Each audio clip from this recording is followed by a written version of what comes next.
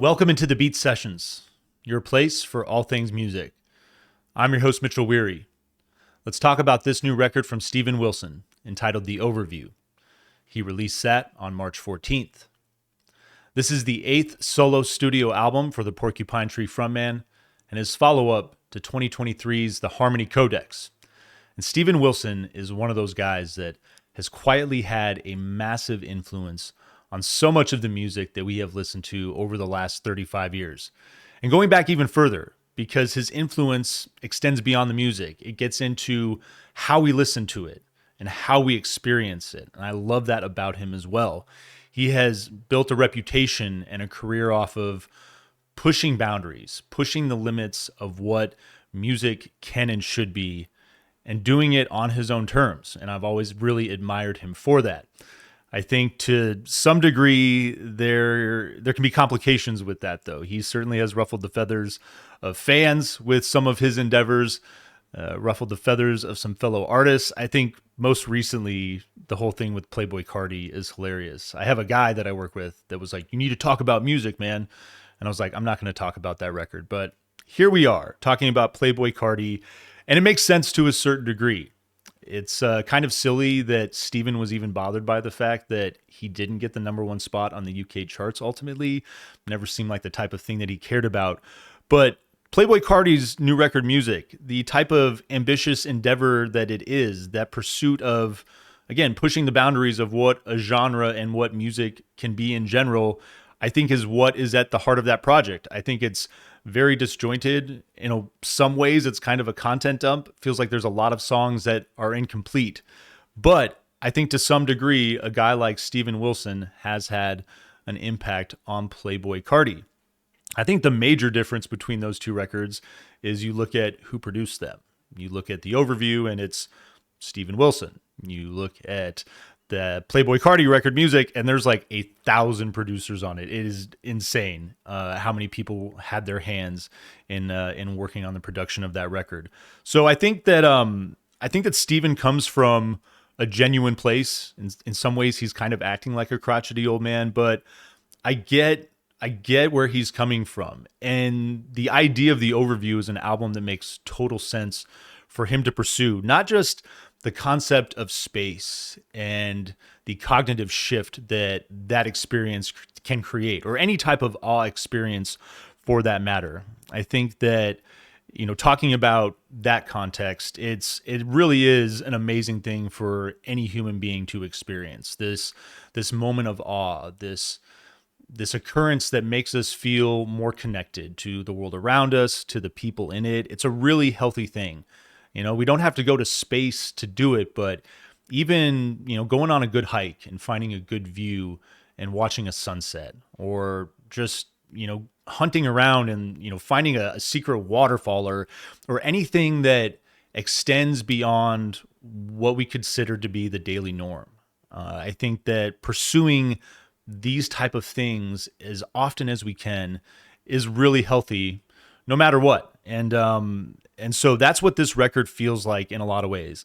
Listening to Steven in interviews, reading some interviews that he's done, this idea that the guitar is something that belongs in the 20th century, I think falls in line with the idea of The Overview, where he's at from a production standpoint, finding himself in a new space and time here in the moment. Let's call it the future. And having access to so many different tools that allow you to manipulate basically any instrument that you want, basically create any sound that you want, versus artists who really had to go out of their way and invest so many hours in hunting down instruments, playing with equipment, so many different obstacles and variables to just create a sound. And it's interesting because he cites bands like the Beatles as a massive influence. Pink Floyd is there. These bands that didn't have the luxury of this technology that we have in this day and age.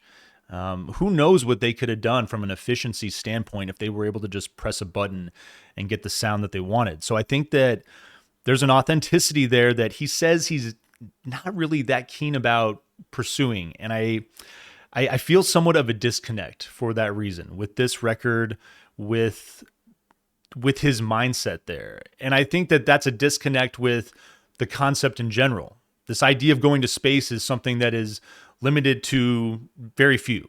At this day and age, with SpaceX and with Jeff Bezos launching rockets, you're going to see more of a commercial element there. But again, these types of experiences are reserved for people that have extraordinary means. The average person is not going to be able to do this. And I feel there's kind of a reflection of that concept in this record with Steven's perspective and where he's coming from. I also think that the idea of the overview effect is interesting in that it's not necessarily positive. There's people that talk about experiencing loneliness, the isolation, the total vastness of space coming down on them and feeling so insignificant. And I think that in a lot of ways, Steven's approach to music, I mean, as much as he's reached out, as much as he's collaborated, there's definitely a sense of isolation that I think he's working with. And that seems to be reflected a lot in the way that, he wants to self-produce. And there's a number of other things. I'm curious to see what you guys think in the comments about all this stuff that I said, because I don't say it because it's, it makes the album good or bad. I think it's a phenomenal record, but I think that, again, the concept extends way beyond just the idea of going into space and looking down on Earth and describing what you feel. The album itself, 2 massive long form tracks. I love that. I love the idea of doing something like, Jethro Tull, Thick as a Brick. Think of Rush, 2112. Yes, The Gates of Delirium. Genesis, Supper's Ready. One that I really love that it's probably not going to appear on a bunch of lists, but if you've ever listened to NoFX The Decline, it's like punk goes prog. I absolutely love that record. It's great to see Steven pursue this type of endeavor, given the concept, I think, as well. I think it plays out extraordinarily, brilliantly. It's, there's a few moments that might seem slightly self-indulgent, a little bit silly, but I think for the most part, this is a record that incorporates so many different wonderful influences. The prog element, so to speak. I mean, labels are labels. I think that if you're going to use one term to classify a genre or what he's trying to do here, that idea of prog, that idea again of pushing the boundaries of what music can be, is what is at the core here, pushing the boundaries of human limitations, so to speak. But the long form tracks come together extremely well. I feel the first half is Objects Outlive Us is definitely more focused and rooted in that prog element, and definitely hearing so many different sounds of jazz. There's funk, soul, not as much electronica in Objects Outlive Us. I think there's more of that element in the overview. But, I love tapping into artists like Frank Zappa, like Captain Beefheart, King Crimson. King Crimson is someone that Steven has worked with. It's, talking about his reach, his influence in music in general. So it's a really captivating project. I think that with the runtime, you get 2 songs that come in at about 41 minutes. So it's been a really fun record to just flip and experience and keep getting into. And I know that the house that I'm in, really thankful to finally have been able to purchase this. But like, one of my favorite things about this house, one of the things that attracted me to it so much, is that I can go out into my listening room and I have these beautiful windows where I can sit and watch the moon.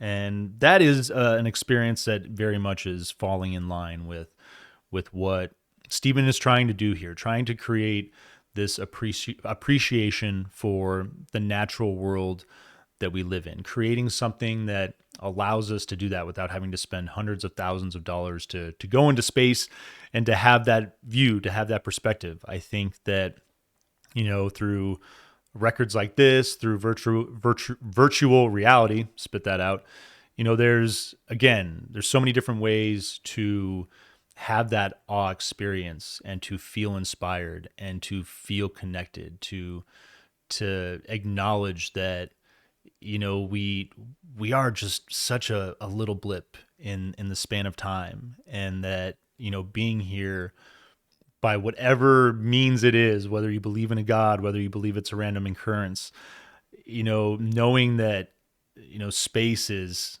a place that takes no quarter. It has no mercy. It is a big, dark vacuum.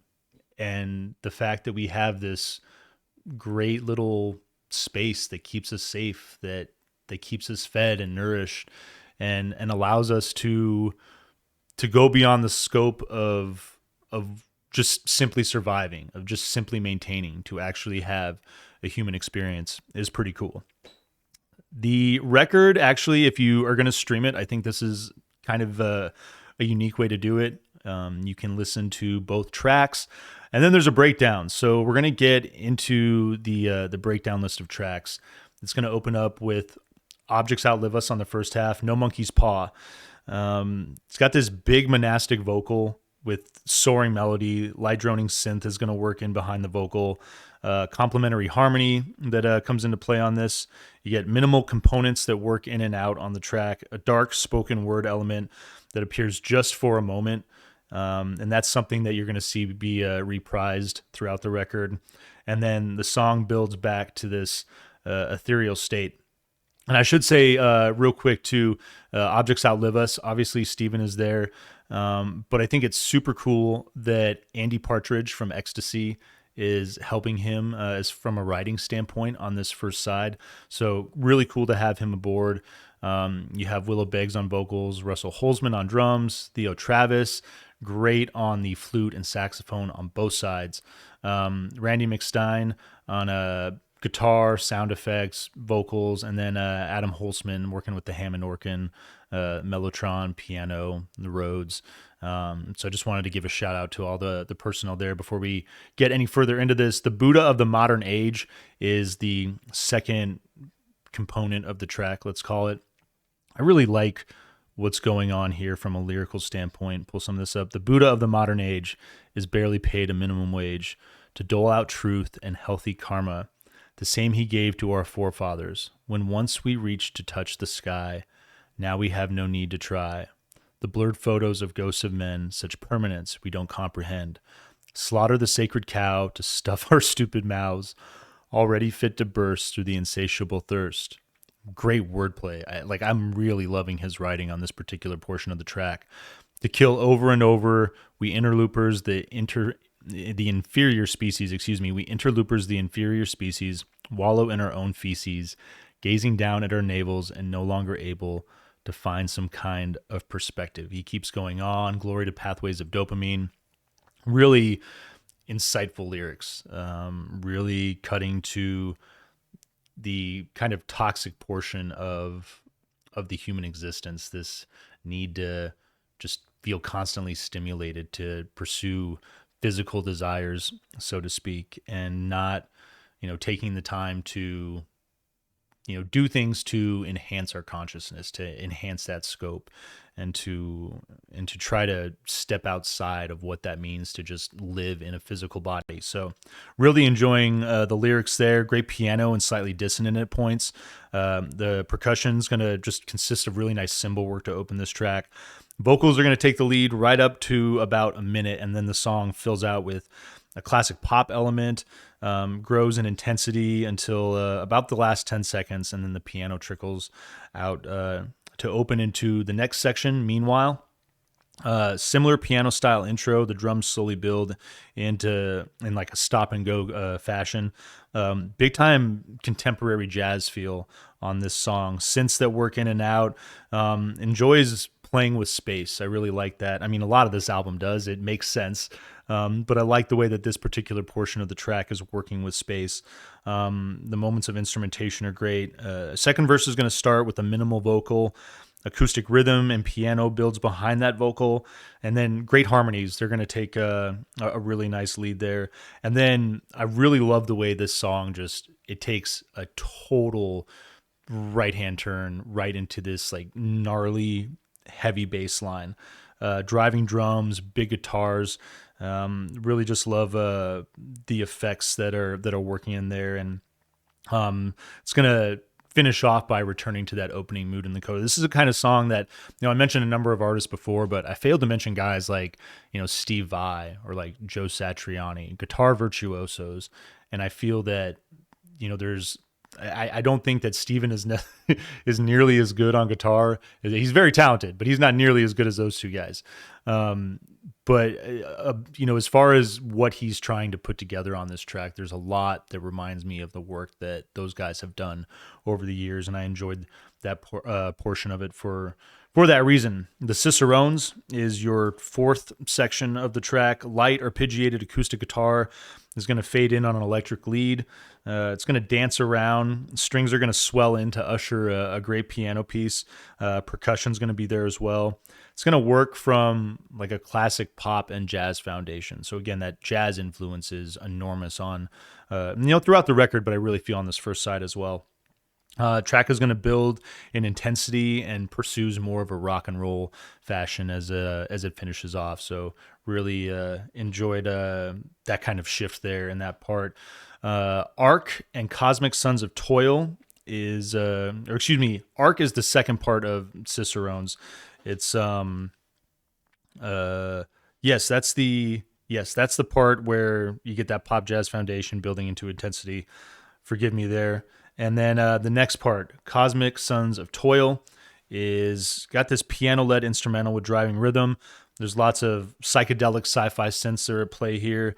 Lead guitar is really nicely done. I love when this album goes heavy, and this is one of those moments where Steven is definitely taking a heavy turn with the guitar. Works really well. No Ghost on the Moor is your kind of like final portion of this track. Heat, Death of the Universe. Those are kind of like two call them, two similar pieces. They come together. I guess sister pieces was the term I was maybe looking for. But you get this slow droning synth that's going to fade in with light accordion sounding synths. And other light instrumentation, The vocal is going to play in falsetto territory. I really dig when Steven does that with his voice. The first part of this track, the percussion, is going to play with space. It maintains a real minimal character, and then build a little bit of bass that works in there as well. But I love the ethereal prog energy that ultimately builds in this track. Solo is going to take a hold around like 2 minutes into this portion, and then the track just finishes in big instrumental fashion, and you get a dark fade out to complete this first side of the record, I should say. The overview, once you flip that thing over, is the second song, shorter by about, I'd say, almost like 5 minutes or so. But I dig, mentioning personnel here. Adam Holzman, again, working with the piano, Rhodes synthesizer, doing some vocals here. Randy's there at work with guitar and keyboards. Nico Sonev, I believe is how you pronounce that. He's working on guitar. Craig Blundell on drums, and then Theo Travis with saxophone. Again, doing great work on this record, in my opinion. And then Rotem Wilson, Steven's wife, is providing some voice elements as well. Pretty cool to see her show up and be a part of this. The overview opens with the first part called Perspective, and it's going to open with this. It sounds like a radio call from space that you're hearing, the sound of emptiness, that vacuous sound of space. And it shifts rapidly to pulsating synths. The second synth is going to work in, followed by this program beat. And you get this recitative vocal. I believe that is Wilson. That is Rotem Wilson. That's talking about a number of different celestial bodies, stars, whatever you want to call them. But it's a really cool element, kind of putting us in that place, putting us in space to lead off the second half. I feel like the overview is more about that experience in the universe versus Objects Outlive Us is, more about building the perspective on Earth. And it definitely has a darker mood as far as, human beings and our character, what we're doing to the world around us, etc. But the overview continues with that recitative vocal. There's light wavy synths that are come to the forefront as pulsating synths disappear. They like just work in and out. Piano works in a very ambient fashion. And then those pulsating turns, as I said, are going to return after a little bit of piano work there. There's just great back and forth to open up this first part. A beautiful Infinity 1. And let me see here. Yes, and Borrowed Atoms is the second portion of this track. I really like what's going on in this part of the song. There's certainly more of a traditional music element here. I really like the almost kind of like a country influence that's driving this track a little bit, or this portion of the track. But the acoustic guitar that's working here just has a gorgeous twinkle. It's complemented by a slide element, mid-tempo rhythm. The verse takes a breezy alternative rock turn and turns into, like, you get these hard rocking guitars that work in with this chiming reverb. I really like the way that works in as this song or portion of it progresses. The reverb, swirling synths. You get a solo just before the 2-minute mark in this portion of the track, and then it goes minimal. You're going to get this big shift. The piano is going to become the centerpiece, a very sorrowful vocal, and then the vocal is going to, lead into just this rocking coda. And I love the way that this thing goes big, finishes out with the synths. It's a really cool portion of the track. Moving into a beautiful Infinity 2. And Infinity measured in moments. Slow ambient fade in with great percussion. You get this really unique breakbeat rhythm that I enjoyed a lot. Fluttering synths, spoken word vocal. Melodic vocal is going to take over after that spoken word element there. There's a big solo halfway through this portion. It enters into minimal territory. It's kind of a pattern that you see with some of these moments in the songs. Hard electric riff, and then some hand claps that work in as a percussive element. It's going to fade out into minimal spoken word territory, and what almost sounds like a mandolin. I think it might be a ukulele that's at play there. But I really like the way that this song shifted into your final segment of the track. Permanence is the closer, slow fade in on intermittent synths. This light contemporary jazz feel. The saxophone is just so soothing. I really love what Theo is doing towards the end of this song, and explores this relaxed mood. And it's going to do that from start to finish. This portion of the track really just maintains that feel, and it's I feel like it's this moment of reflection after going through this experience, and it's a solid way to close it out. I think it's really well done.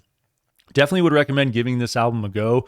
I think that conceptually, given everything that has gone on with Steven in his career, the circumstances surrounding this surrounding this album, there's things about it that I'm still trying to process a little bit. There's definitely a couple of things that I'm not sure that I particularly care for, but I always admire his ambition and appreciate him pursuing endeavors like this of putting himself out there and taking risks. And this certainly seems like a big one, but for the most part, he pulled it off. I'm going to give this a 7.7 out of 10.